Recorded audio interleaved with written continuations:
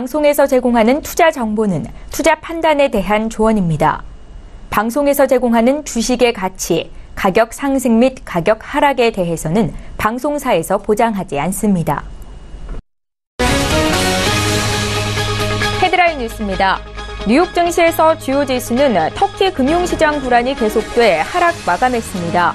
뉴욕 증권거래소에서 다우존스 지수는 전장보다 0.50% 하락한 25,187.70의 거래를 마쳤고 S&P 500 지수는 0.40% 내린 2,821.93에 기술주 중심의 나스닥 지수도 0.25% 하락한 7,819.71의 장을 마감했습니다. 국제유가는 터키 금융시장 불안에 따른 위험 회피 심리와 미국 원유 재고 증가 부담으로 하락했습니다. 터키 리라화가 이날도 큰 폭의 약세를 이어가면서 원유 등 위험 자산에 대한 투자 심리를 위축시켰습니다. 뉴욕 상업거래소에서 9월물 서부 텍사스산 원유 가격은 배럴당 0.6% 하락한 67달러 20센트에 장을 마감했습니다. 아르헨티나 중앙은행이 긴급 회의를 열고 기준금리를 45%로 5%포인트 인상했습니다. 월스트리트저널에 따르면 아르헨 중앙은행은 이날 예정에 없던 회의를 열고 기준금리를 올렸습니다. 중앙은행은 대외 불안 요인이 금리 인상의 이유라고 설명했습니다. 월스트리트저널은 터키 리라화 폭락 등 신흥통화 불안이 패소하로도 번지자 중앙은행이 방어에 나선 것으로 풀이했습니다. 뉴욕 연방준비은행은 미국의 수입 관세가 수출도 둔화시킬 것이라고 지적했습니다. 월스트리트저널에 따르면 뉴욕 연은은 이날 내놓은 보고서에서 미국의 수입 관세가 무역 적자를 줄이지 못할 것이라고 진단했습니다. 미국의 수출 비용이 증가할 것이란 이유에서입니다. 뉴욕 연은의 메리아미티 경제학자는 관세의 최종적 결과는 수입과 수출이 모두 줄어드는 것이라고 강조했습니다.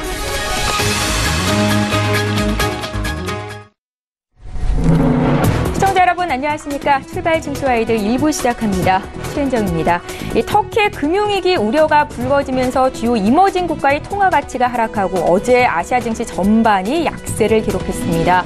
국내 증시 역시 하락장을 피해가지는 못했는데요. 코스피는 15개월 만에 최저치까지 떨어지면서 2,248포인트로 거래를 마쳤고요. 코스닥은 외국계 증권사의 우려에 바이오주가 급락하면서 3%대 하락세를 보였습니다. 자, 이런 가운데 오늘 새벽에 마감한 미국 뉴욕 증시 3대 지수도 일제히 내렸는데 터키 불안이 유로존 은행이나 또 신흥국으로 전이될 가능성에 반짝 긴장하는 모습이었고 특히나 은행주 또 여기 에너지주가 1%대 조정을 보였습니다. 자, 오늘도 출중 일부 시간에는 증시에 영향을 미칠 주요 이슈 분석 도와드리도록 하겠습니다. 네, 오늘 글로벌 시시각각 시간에는 중국 및 유럽과 무역 전쟁을 벌이고 있는 미국이 전선을 개발도상국까지 확대하려는 움직임을 나타내고 있는데요. 내용 함께 볼 거고요. 터키 금융위기에 대한 불안감이 신흥시장 전반으로 확대되면서 이 신흥국의 통화 가치가 동방급락세를 보이고 있습니다. 시장의 영향이 얼마나 클지 함께 짚어봅니다. 자, 이어지는 라이브 이슈타임 시간에는요. 정부가 내년부터 혁신 성장을 가속화할 8대 선도 사업의 바이오 헬스를 추가하고 대대적인 투자에 나서기로 했습니다. 내용 함께 볼 거고요. 이런 가운데 어제 국내 증시에서 한미약품, 셀트리온 등 이 제약 바이오주가 급락하는 모습을 보였습니다. 글로벌 투자은행인 골드만삭스가 부정적인 투자 의견을 내면서 이 같은 움직임이 나타난 건데요. 바이오주에 대한 투자 의견까지 함께 짚겠습니다. 자, 오늘 8월 14일 화요일이고요. 출중 일부 시간 지금 본격적으로 시작합니다.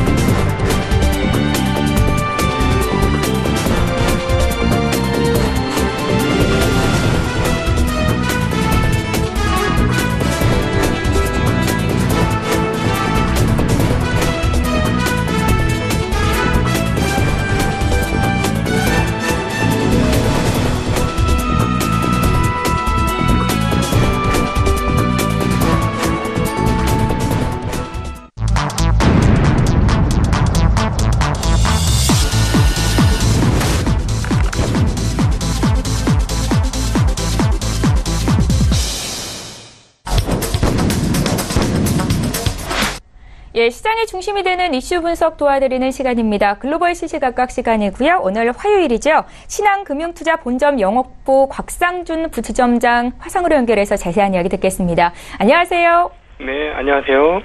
예, 터키발 금융시장 불안이 지속하고 있습니다. 오늘 새벽에 마감한 미국 뉴욕 증시 3대 지수도 또 한 번 일제히 하락세를 보였는데요.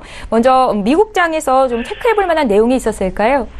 네, 전일 아시아권과 그리고 특별히 한국 시장 그리고 코스닥 시장에서 떨어진 것에 비한다면 선진국 증시의 하락폭은 그렇게 크진 않았다라고 볼 수 있습니다. 0.5% 정도 수준의 하락이었고, 그리고 사실 실질적인 영향권에 있는 지역은 바로 유럽이죠. 왜냐하면 터키가 아직까지 EU 공동체에 들어가진 않았습니다만은 유로화를 쓰려고 노력을 하고 그쪽에 들어가려고 노력을 했고, 그 다음에 실제적으로 거리상으로 가깝기 때문에 유럽 은행들로부터 대출을 좀 받은 것들이 있죠. 이탈리아라든가 프랑스, 스페인 이런 은행으로부터 대출 받았던 자금들이 있습니다. 그렇기 때문에 이것들을 제대로 못 갚는 것 아닌가라고 본다면 실제로 이 은행과 엮인 그 나라의 주식시장 흐름들이 굉장히 나빴어야 하는데, 한 0.5%에서 0.3% 정도 빠졌으니까 그 부분들은 그런 정도 수준의 영향이다라고 말씀드릴 수 있겠습니다. 그러니까 선진국 기준으로 보면 이번 터키 문제는 그렇게 심각한 것이 아니다. 특별히 한국 사람들이 느끼는 정도의 심각성은 아니다라는 것인데요. 여기서 잠시 짚고 넘어가야 될 포인트가 하나 있는데, 한국 사람들이 IMF 외환위기 98년도를 너무 진하게 당하고 나니까 외환위기라는 말만 나오면 자지러지는 그런 흐름들을 보입니다. 그러니까 전일도 굉장히 강한 패닉이었어요. 그러니까 6월달 이후로 여러 번의 패닉이 나타났습니다. 제 기억으로는 한 3번 또는 4번 정도의 큰 패닉이 있었다라고 볼 수 있는데, 이번 장 흐름에서 어제도 한 번 더 그런 흐름들을 기록했다라고 볼 수 있습니다. 개별 종목 단에서는 충분히 그렇게 표현할 수 있는데, 거래소 기준으로는 그렇게 크지는 않습니다만 코스닥 시장에서는 그런 패닉장이라고 표현할 수 있는 흐름들이 나타났기 때문에 그렇게 보면 한국에서는 굉장히 심리적으로 영향을 더 많이 받았다, 이렇게 볼 수 있습니다. 그러면 이것이 정당한 것인지에 대한 분석을 한번 해봐야 되는데요. 미국 시장 흐름만 봐가지고는 거기에 특정할 만한 내용들은 별로 없습니다. 그리고 유가도 좀 올라갔죠. 사실은 세계 위기가 발발해서 달러와 강세로 지금 진입을 한 상황인데, 전형적으로 달러 쪽으로 러쉬를 해가지고 안전자산으로만 쏠린다면 사실은 유가는 다른 재고나 이런 상황들의 영향을 받긴 합니다만 유가도 이렇게 올라가면 안 되는 거죠. 그런데 유가가 올라갔다라는 측면에서 보면 이번 터키 문제가 세계 경제 전반에 영향을 미치는 범위로 확대되지는 않을 것이다라는 것 엿볼 수 있는 대목입니다. 그래서 그 부분들 한번 그렇게 정리를 해보시면 좋을 것 같고요. 자, 그러면 어느 정도까지 문제를 일으킬 것이냐, 이고 왜 우리는 그렇게 영향을 받았느냐인데요. 이 부분은 이제 달러와 가치를 빼고는 얘기할 수가 없습니다. 일단 신흥국이 문제가 되니까 문제가 확산되는 것 아니냐라는 고민들을 많이 하시는데, 일단 원래 안 좋았던 국가들은 좀 문제가 될 수 있어요. 오늘 발표가 나왔습니다만 아르헨티나는 금리를 40에서 45% 이렇게 올린다라고 이야기를 했고, 몇몇 국가들이 더 있습니다. 그래서 그런 한계 상황에 있는 국가들은 같이 조금 영향을 받으면서 어려질 수도 있는데, 한국이 그런 한계 상황은 아니라는 점을 일단 기억하셨으면 좋겠고, 터키 문제가 왜 이렇게 발발을 했는지 보면 결국은 이것은 경제적인 근원보다는 정치적인 근원이 훨씬 더 큽니다. 잘 아시다시피 총선 이후에 계속 문제가 이렇게 이루어지고 있죠. 터키의 근원적인 흐름들을 살펴보면 2차 대전 이후로, 1차 대전 이후로, 그리고 이제 계속 전쟁에 휘말린 이후로 거기서 이제 수상이 된 대통령이 됐죠. 아타튀르크라는 사람이 있습니다. 이 아타튀르크가 가지고 온 어떤 정책은 무엇이었냐면 이슬람 세속주의였습니다. 그러니까 이게 무슨 말이냐면, 그동안에 사실은 잘 아시잖아요. 터키가 어떤 국가였는지, 이슬람의 중심 중에 중심이었습니다. 그러니까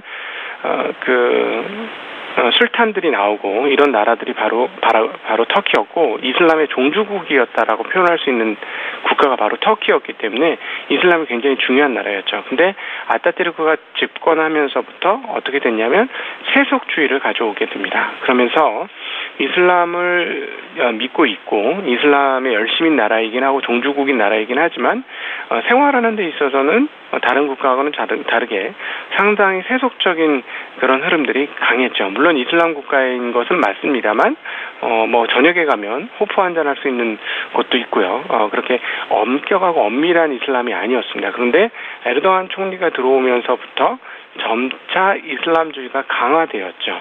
그러면서 계속해서 국민들의 또 그 이슬람 성향의 국민들에게 지지를 받으면서 계속 연임을 하게 되는데요. 문제는 여기에서부터 슬슬 이슬람을 표방한 독재가 시작되고 있다라는 것이 그 터키 그 정치 상황에 대한 어떤 좀 맞는 해석이 아닐까 생각이 듭니다. 그래서 이런 흐름들로 가다가 이제는 본격적으로 독재를 하게 되는데 정치적인 독재뿐만 아니라 경제까지도 장악하면서 진행을 하려고 하죠. 그야말로 진정한 독재 시스템이 서서히 갖춰지고 있다는 겁니다. 그러니까 아시다시피 사회인 사람을 재무장관까지 올리고요. 그리고 또 중앙은행의 통화정책에 대해서 그리고 이자율 정책에 대해서 왈가왈부하는 그런 상황이 왔고 그리고 이번에는 이런 상황이 어려워지게 되면 당연히 금리를 올리면서 그 통화의 가치를 지키려고 방어적으로 들어갔어야 되는데 오히려 금리를 내리려고 지시하는 그런 일들이 벌어지면서 외국인 투자자들을 황당하게 만들었죠. 이거 뭐야? 이게 뭔 일이야? 이런 생각을 외국인 투자들이 하게 만들었다는 겁니다. 그래서 통화 가치가 훨씬 더 하락하게 됐고 오히려 굉장히 좀 어려운 상황까지 이루고 있는데요. 결국은 해결은 경제적으로 봤을 때는 이자율을 올리는 겁니다. 그러니까 지금 최근에 아르헨티나가 하고 있는 것처럼 이자율을 올려야 되는 거고 그 폭도 상당히 크게 올리게 된다면 터키 문제가 수면 아래로 내려갈 것인데요. 지금 버티고 있는 상황입니다. 언제까지 어떻게 버틸지는 모르겠는데 바로 이런 점들이 지금 영향을 미치고 있는데 선진국 입장에서는 영향력이 그렇게 크지 않기 때문에 타격을 좀 덜 받으면서 갈 수 있는데 신흥국 그런 비슷한 신흥국 뭐 아르헨티나가 지금 그랬습니다만 그런 비슷한 신흥국들은 바로 영향을 받을 것이고요. 그리고 그 다음에 신흥국들은 어떻게 영향을 받냐면 일부 이런 문제로 인해서 당연히 일부 안전자산 선호가 일어날 수밖에 없잖아요. 그러니까 달러 강세가 나타나죠.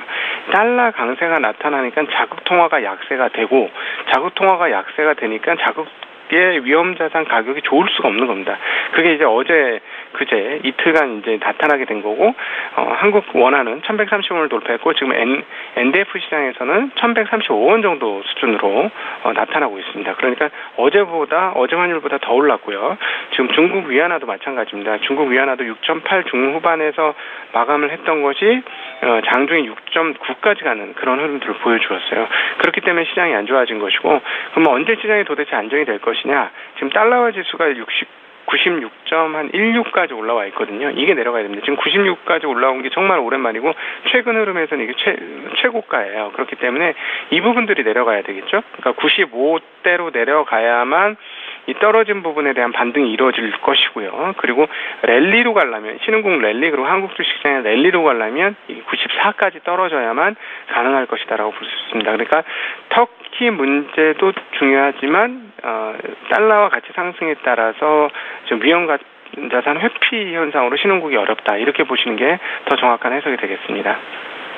예, 중국 및 유럽과 무역 전쟁을 벌이고 있는 미국이 그 타깃을 개발도상국까지 확대하려는 움직임을 보이면서 이같이 지금 금융시장이 출렁이고 있는 건데, 그러니까 앞으로 시장의 영향은 크지는 않을 것이다라는 말씀이신가요?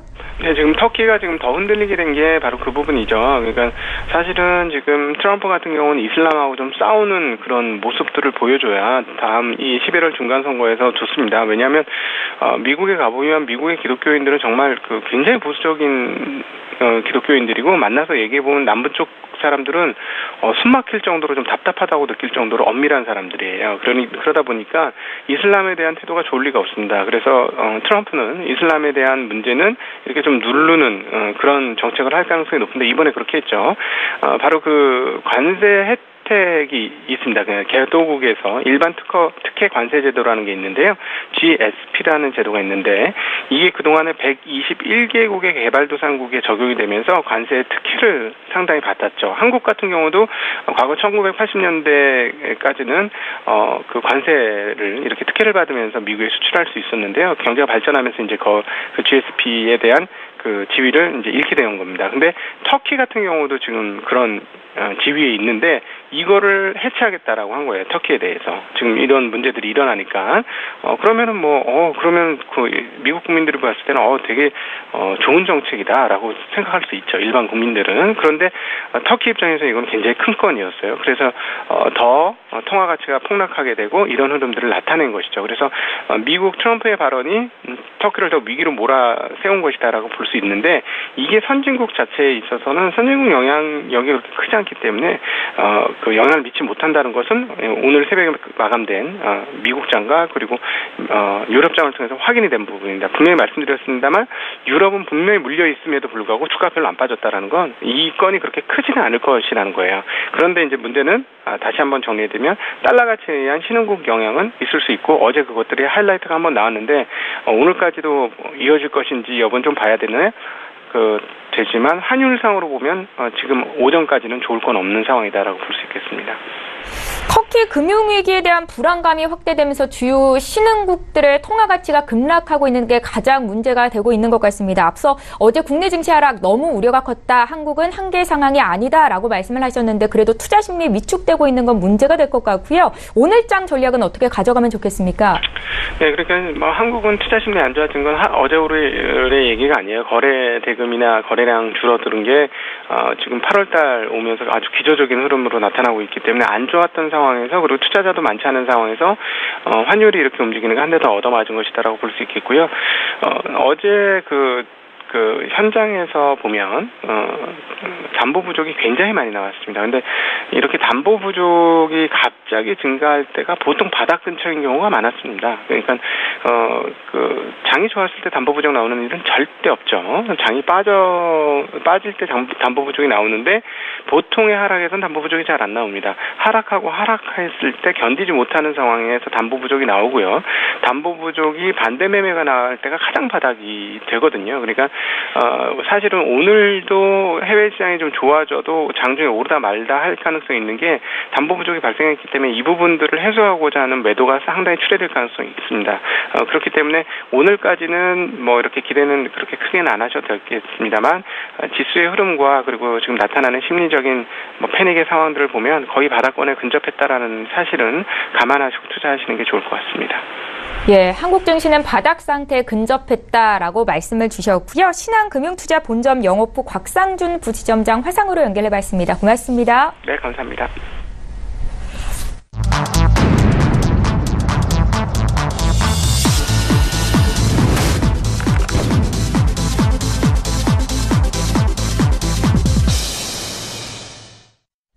예, 이번에 국내 시장 쟁점 구체적으로 보겠습니다. 라이브 이슈타임 시간이고요. SK증권 영업부 PIB센터의 이재강 이사 화상으로 연결합니다. 이사님 안녕하세요.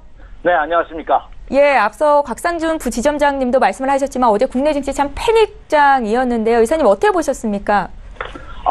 참 해도 너무한다 하는 표현이 지금 우리 시장에 아주 적절한 표현이 아닌가 이렇게 생각이 됩니다. 어제장의 모습을 보면서 아직 대한민국 시장에 날이 밝게는 시간이 좀 더 필요하구나. 아직 여명은 멀지 않냐 이렇게 생각이 되고요. 좀 더 시장은 우리 투자자들로 하여금 더 강한 더 참으라는 인내심을 요구하는 그러니까 참을성을 더 요구하는 그런 모습이 보여지고 있다 이렇게 보여집니다. 자, 최근 들어서 시장이 너무 짜증나고요. 그리고 더위, 날씨도 계속해서 찜통더위가 이어지고 있기 때문에 사소한 일에 짜증이 많이 난다고 합니다. 그리고 옆 사람과 동료 간에, 가족 간에, 그리고 친구 간에, 그리고 이웃 사람 간에 그렇죠. 사소한 일로 말다툼이 많이 일어나기 쉬운, 그러니까 쉽게 흥분하기 쉬운, 쉽게 열받기 쉬운 이런 시장과 상황이 연출되고 있는 그런 모습을 보여주고 있다. 이럴 때는 어떻게 해야 됩니까? 참는 것도 한계도가 있으니까 되도록이면 활동량을 좀 줄이면서 좀 더 집권하는, 좀 더 자숙하는, 차분히 시장의 흐름이 해결 때까지 기다리는 이런 전략이 더욱더 요구되지 있지 않나. 일상생활에서도 마찬가지인가 아닌가 생각이 듭니다. 그래서 전일장에 일부 종목에 대한 패닉 현상마저 나타나는 그런 모습을 보이면서 시장은 좀 더 투자자들로 하여금 기다리다 하는 그런 메시지를 주는 그런 모습이다. 이렇게 말씀을 드립니다. 예, 잠시 뒤에 오늘장 투자 전략 조언에 대해서 여쭤보도록 하겠고요. 증시에 영향을 미칠 주요 이슈 분석하겠습니다. 첫 번째 이슈입니다. 정부가 내년부터 혁신 성장을 위해서 대대적인 투자에 나서기로 했는데 어떤 내용인지 좀 봐주십시오. 네. 자, 정부가 대대적인 혁신적인 투자 전략을 했죠. 약 5조 원에 걸친 자금을 투여하면서 정부가 8대 선도 사업을 선정해서 발표를 했습니다. 자, 그런데 물 들어올 때 배 띄우라 하는 우리나라 격언이 있죠. 그러니까 다시 말해서 물이 들어올 때 노를 줘야지만 앞으로 더 빨리 신속하게 확실하게 나갈 수 있는데 좀 늦었지 않나 하는 생각도 저 개인적으로 해봅니다만, 그러나 그런 발표를 했다는 것 자체가 그래도 시장 업계에서는 아주 긍정적으로 받아들이는 그런 모습입니다. 다만 효과에 대해서는 제가 말씀드렸다시피 타이밍이 좀 늦은 것이 아닌가 하는 아쉬움이 좀 드는 그런 모습을 보여서 단기적인 효과보다는 중장기적으로는 긍정적으로 시장에 미칠 가능성이 굉장히 크지 않을까 이렇게 생각이 됩니다. 자, 정부가 혁신 성장을 위한 적극적 의지를 천명했다는데 이 정부의 8대 선도사업 선정이 의미가 있지 않나 생각이 되고요. 최근 들어서 국내 시장이라든지 경기가 대내외적인 악재에서 굉장히 큰 고통을 겪고 있는데, 따라서 그 장기 침체의 고통을 탈출하기 위한, 경기 침체에서 탈출하기 위한 그런 시동을 건 것이 아닌가 이렇게 예상이 됩니다. 자, 이 8대 선도 사업은요, 정부가 추진하고 있는 8대 선도 사업은 미래자동차, 드론, 에너지 신사업, 그리고 스마트 공장, 스마트 시티, 스마트팜, 핀테크, 그리고 바이오에스. 사실은 이 바이오에스가 아니라 그 초연결 지능화 사업이었죠. 근데 여기에서 이것이 바이오헬스 쪽으로 교체되는. 이번에 그 김동연 그 총리 삼성전자 방문, 그리고 해외에서 인도에서의 그 이재용 부회장과 우리 문재인 대통령의 조우, 이런 것들이 바이오헬스 산업에 대한 집중적 육성으로 가닥을 좀 잡은 것이 아닌가 하는 그런 효과가 나타나고 있는 것인가 하는 그런 의견도 제시하고 있습니다만, 이 이상, 이 8개의 핵심 산업에 약 3조 5천억을 투자한다고 합니다. 그리고 이 중에서 3대 전략 투자와 인재 양성에 또 1조 5천억 원, 그래서 토탈 5조 원이라는 어마어마한 돈을 들여서 정부가 집중적으로 육성한다고 합니다. 여기서 3대 그 전략 분야는 데이터, 블록체인, 그리고 공유경제 이쪽 파트하고요. 그리고 AI, 인공지능 분야, 그리고 수소경제 분야를 3대 또 전략 분야로 선정을 해서 여기에 또 1조 원의 추가 자금을 투입하는 이런 대대적인 선도 사업에 대한 발표를 정부가 함으로써 그동안 침체국면을 보이고 있던 국내 산업 전반에도 어떤 새로운 분위기, 성장에 대한 가능성을 내비쳐줄 가능성이 있다는 점에서는 그 의미가 있다 이렇게 말씀을 드립니다. 예, 저희 첫 번째 이슈 봤고요. 두 번째 이슈로 넘어가 보겠습니다. 글로벌 투자은행인 골드만삭스가 국내 제약 바이오주에 대한 기대감이 과도했다라는 분석을 내놨습니다. 이에 어제 국내 제약 바이오주, 그러니까 셀트리온, 한미약품, 유한양행을 비롯해서 코스닥 대형 바이오주까지 급락세가 나타났는데요. 앞으로의 흐름 어떨지 좀 봐주십시오, 이사님. 참 이 외국인 친구들 참 대단한 것 같아요. 특히 미국의 트럼프 대통령이 취임한 이후, 트럼프 대통령이 보수 정권을 잡은 이후에 그 아메리칸 퍼스트 전략일까요? 보호무의 제도 전략이 너무 강력한 것 같습니다. 그런데 그것이 먹혀 들어가고 있어요.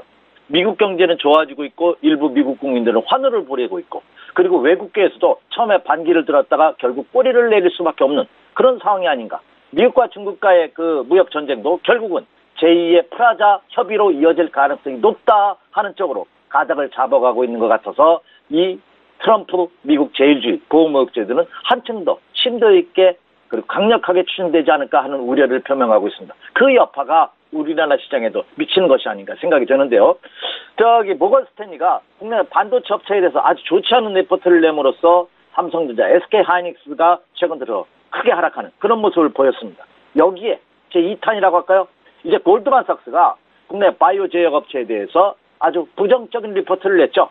국내 바이오 시밀러 업체가 성공한 건 사실이다. 하지만 미국의 제약업체의 시장 점유율은 나아지지 않을 것이다 하면서 투자 의견을 하향시키는, 매도 의견을 내는 그런 모습을 보임에 따라 어제 바이오 제약주들이 큰 폭이 하락하는, 그래서 코스닥 시장이 지난 7월달 이후 다시 한번 연중 최저치에 근접하는 급락을 보였고, 그리고 국내 코스피 시장은 다시 한번 신저가 행진을, 연중 최저가를 찍는 그런 모습이 펼쳐졌습니다. 물론 국내 코스피 시장 같은 경우에는 단순히 이 골드만삭스의 투자 의견이라는 그런 악재뿐만 아니라 터키의 금융 불안, 그리고 러시아의 금융 불안 등 이 신국가에 대한 불안감이 확대되면서 외국인의 매도가 나왔다고 볼 수는 있지만 여하튼 거기에 일조를 한 것 또한 사실이지 않나 생각이 됩니다.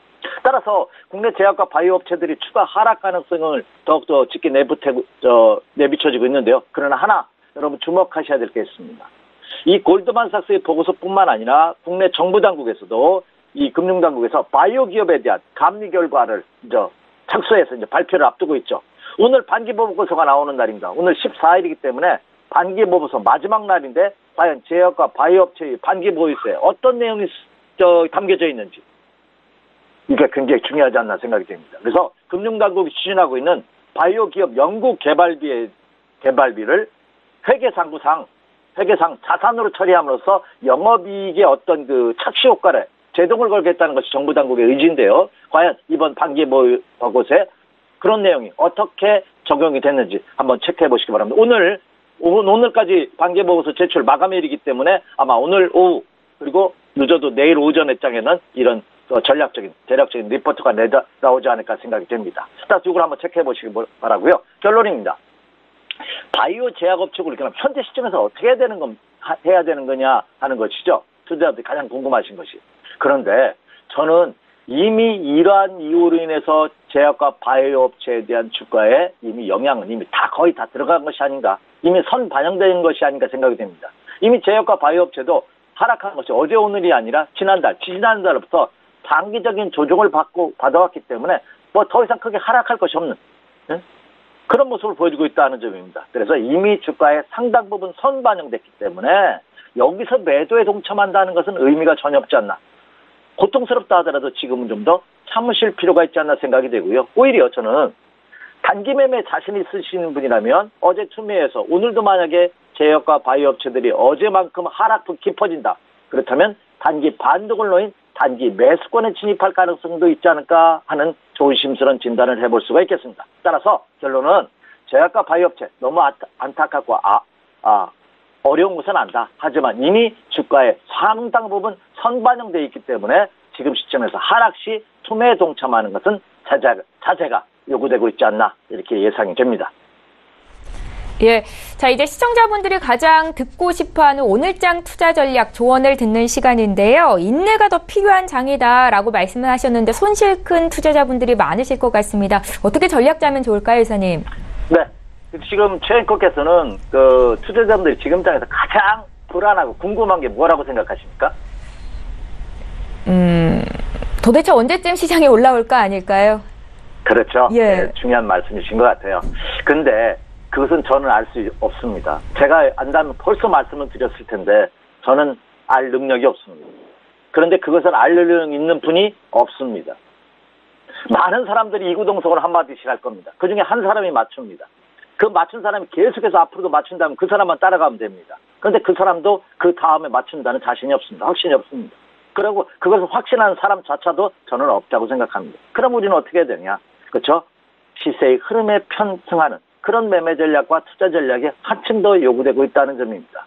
자, 이번 장에서 실패하셨던 분들은 이것을 거울 삼아서 한번 내의 투자 패턴, 투자 전략, 그리고 내가 어떻게 하는지 방법, 이걸 한번 재검토하실 필요가 있지 않나 생각이 듭니다. 자, 중국 속담에 보면은요, 장강의 거센 물줄기를 거스르지 마라 하는 표현이 있습니다. 그러니까 장강, 중국 대륙을 한다는 장강이 제일 긴 강이죠. 이 장강의 거센 물줄기를 거스르지 하는 것, 그러니까 거꾸로 역행하려 하지 말아요. 시세의 흐름에 따르라는 얘기죠. 시장도 마찬가지가 아닌가 생각이 됩니다. 자, 제가 지난 이 시간을 통해서 최악의 상황은 벗어날 가능성이 있다 하는 말씀을 드리면서 제가 지표를 선정해 드렸어요. 그런데 그 지표가 어제 붕괴가 됐습니다. 코스피 시장 얼마였죠? 2278포인트. 코스닥 시장은 773포인트. 붕괴가 됐습니다. 자, 그렇다면 어떻게 되냐? 이제 다시 또 바닥을, 기초작업을 다시 해야 됩니다. 이때까지 지하 2층, 지하 3층까지 기초작업을 해놨는데 이것이 붕괴됐어요. 그래서 다시 기초작업을 해야 됩니다. 물론 지난번에 했던 기초작업을 이미 한 경험이 있기 때문에 이번에 하는 기초작업은 지난번보다 더 빠르게 진행될 수는 있습니다. 그리고 더 견고하게 할 수는 있습니다. 하지만 다시 시작해야 된다는 점입니다. 처음부터. 그런데 중요한 것은 그 다시 시작하는 시점에서 개인 투자가들이 수익을 내기는 어렵다는 점입니다. 왜?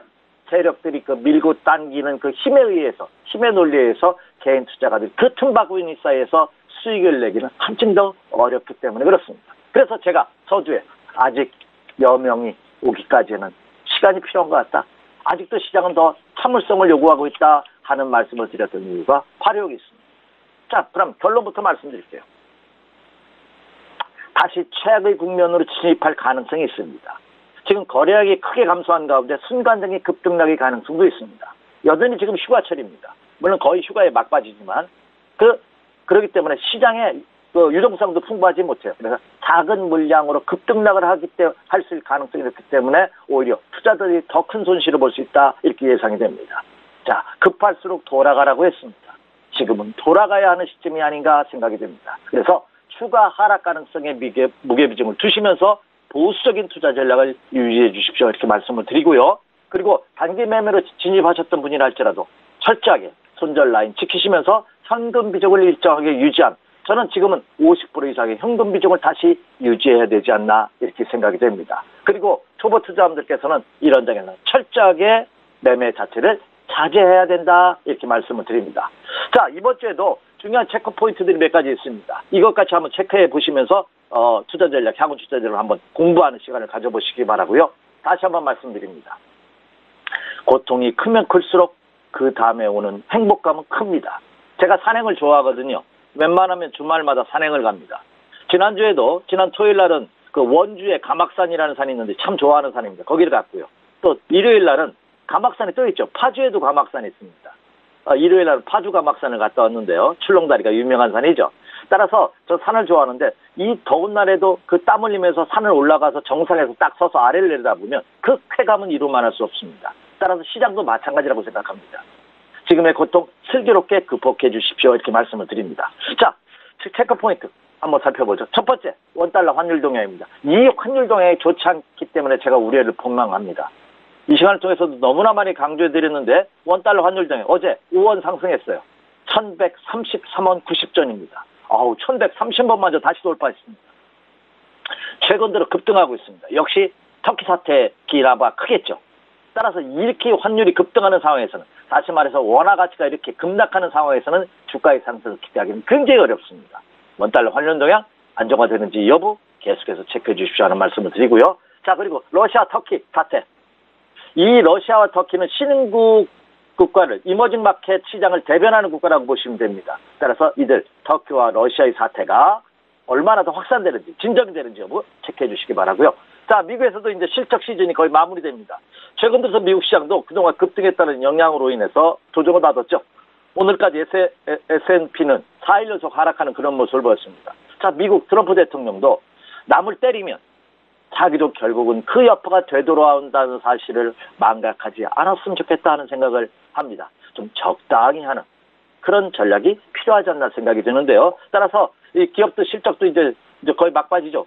오늘은 그 홈디포 14일 날이죠. 홈디포 실적이 발표되고 16일은 월마트, 이제 유통체의 대명사 홈디포와 월마트 실적으로 해서 어닝 시장도 거의 마무리됩니다. 그렇기 때문에 기업 실적이 좋기 때문에 주가가 상승하는 것에서도 벗어날 가능성이 굉장히 크지 않을까 생각이 되고요. 자, 그리고 마지막으로 미국과 중국 간의 무역 분쟁 확산일로 계속해서 체크해 주십시오 이렇게 말씀드립니다. 따라서 이런 상황들이 국내 시장의 저점 그리고 상승 탈출, 상승 전환의 시점과 어우러질 가능성이 높기 때문에 이런 것을 같이 체크해 보시면서 상승에 오는 그날을 준비하는 이런 전략으로 오늘장도 임해 주십시오. 그래서 결론은 오늘장도 매수는 자제하시기 바라고요. 오히려 상승을 한다. 그럼 역시 비중을 좀 상승을 위해서 줄여나가는, 그래서 현금 비중을 일정하게 유지하는 이런 전략을 유지하는 것이 바람직하다 이렇게 말씀을 드립니다. 이상입니다. 예, 경제 이슈 분석하고 구체적인 투자 조언까지 얻어봤습니다. 라이브 이슈타임 시간이었고요. SK증권 영업부 PIB센터의 이재강 이사와 함께했습니다. 목요일 이 시간에 또 뵙겠습니다. 고맙습니다. 네, 감사합니다.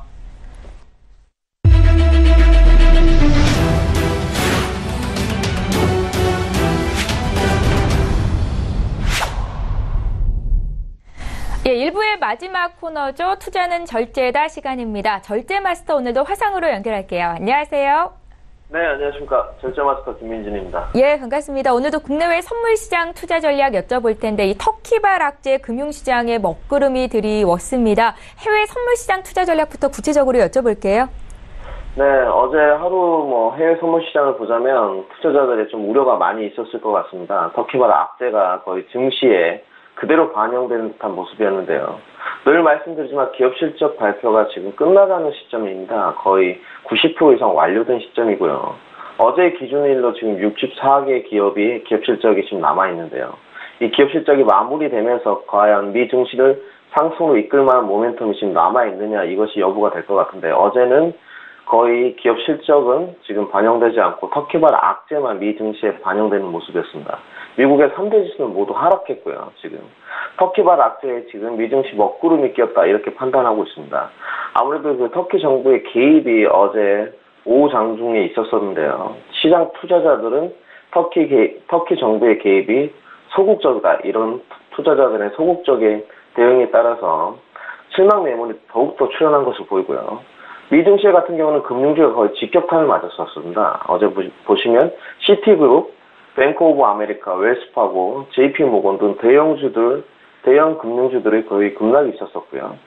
기업 실적이 과연 끝나가는 시점, 미 증시 상승 모멘텀 동력이 사라지나, 이렇게 판단하고 있고, 터키발 악재가 과연 주변 이윤국들에게 언제까지 파급력 있고 어디까지 이어질지가 지금 시장의 관심사입니다. 또한 투자자들에게 이 공포지수에 따라서 거의 내동매매에 따른 지금 실망 매물이 출현하고 있는데요. 이것이 또 어느 시점에 멈춰질지가 지금 관건일 것 같습니다.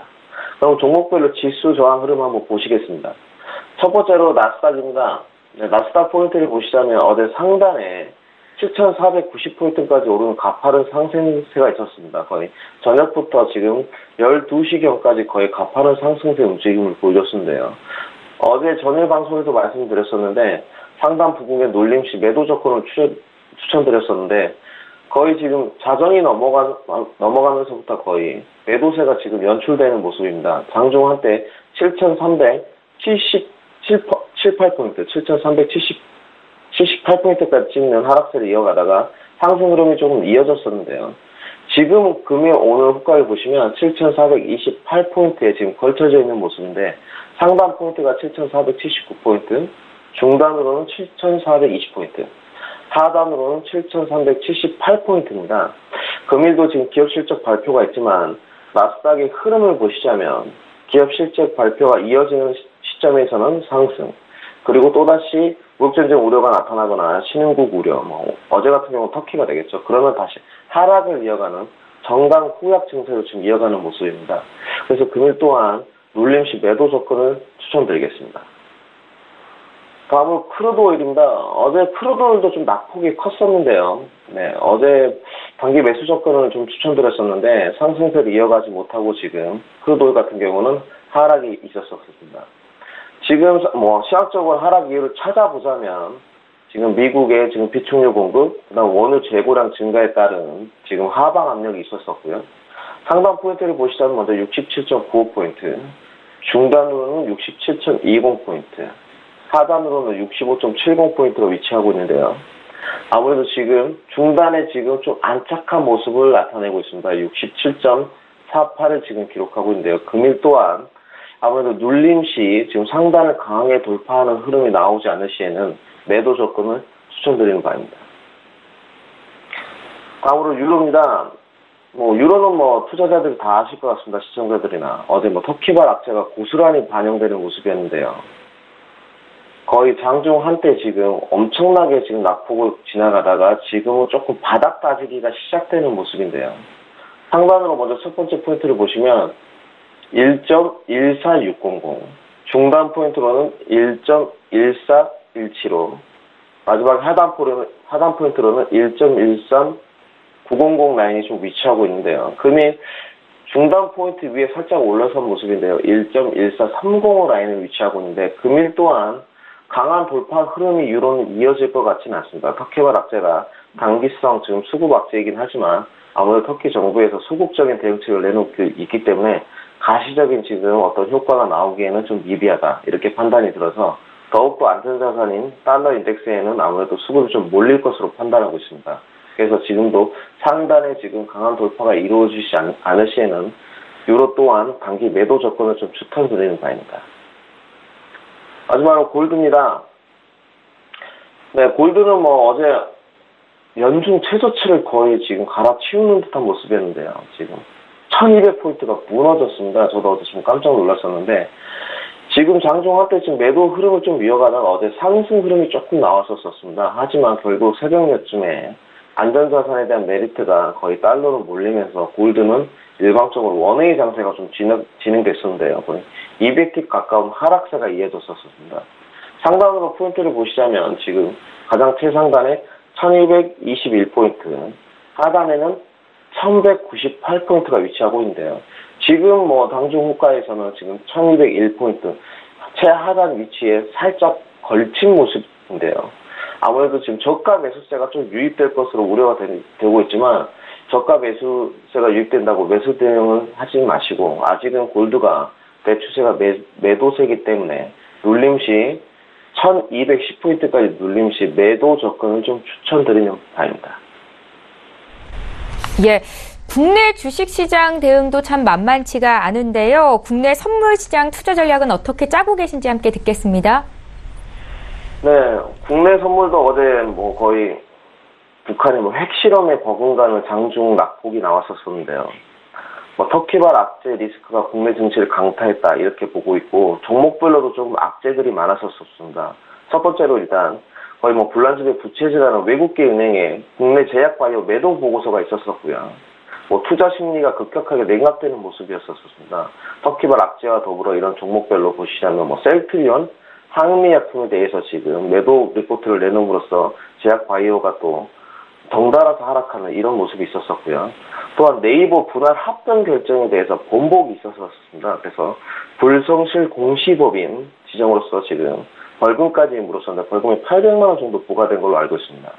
또한 이런 종목별 악재와 터키발 리스크까지 지금 더불어 지금 이루어지면서 국내 선물 시장하고 증시에 어제는 급격한 하락 장세가 연출되었었고, 뭐 개별적으로 보시자면 남북 경협지만 나홀로 지금 뭐 단타 정말 지금 나홀로 지금 뭐 증시에 지금 가담하는 모습이었고, 남북 정상회담에 대한 기대 심리로 좀 판단을 하고 있습니다. 터키 불안 요소는 금일도 좀 진행될 것으로 보고 있고요.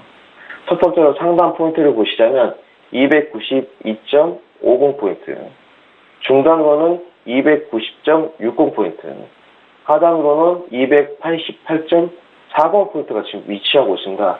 하지만 뭐 시청자들께서도 지금 차트를 보듯이 낙폭이 굉장히 가파른 지금 흐름으로 진행이 되고 있는데요.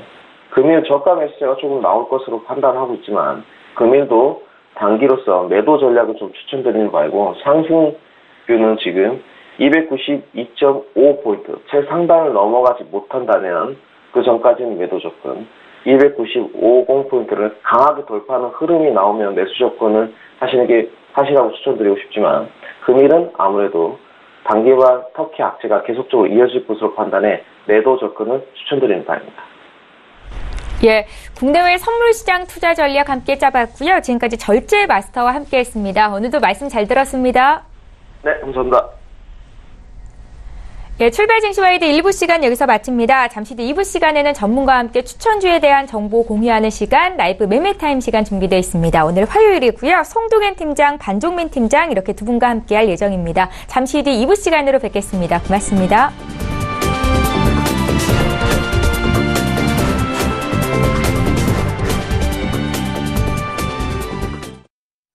본 방송에서 제공하는 투자 정보는 투자 판단에 대한 조언입니다.